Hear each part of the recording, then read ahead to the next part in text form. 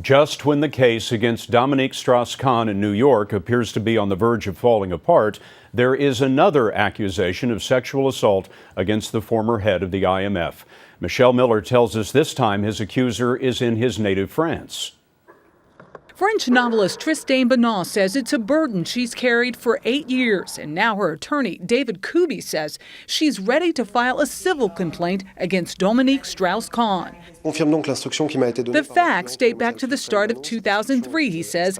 Facts are of an extreme gravity. There was an extreme violence, which was particularly remarkable in this type of case. Banon claims Strauss-Kahn tried to rape her during an interview in a Paris apartment when he was finance minister. Meanwhile, the case against him here in the U.S. is collapsing. On Friday, Strauss-Kahn was freed from house arrest after the credibility of his accuser was thrown into question.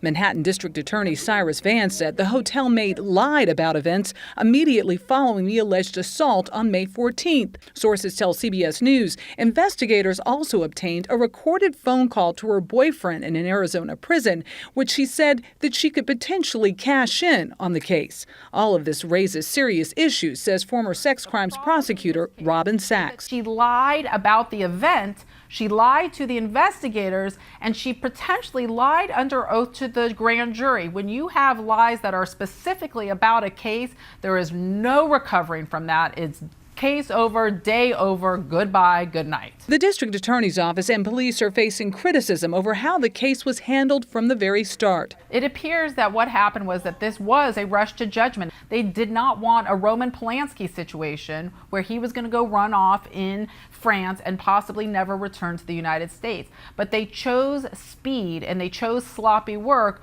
over precise interviewing, and these were the consequences. For now, Strauss-Kahn must remain in the U.S. at least until his next court date on July 18th. New polls suggest the French are divided over whether Strauss-Kahn, once a leading contender to be president of France, has a future in politics. Michelle Miller, CBS News, New York.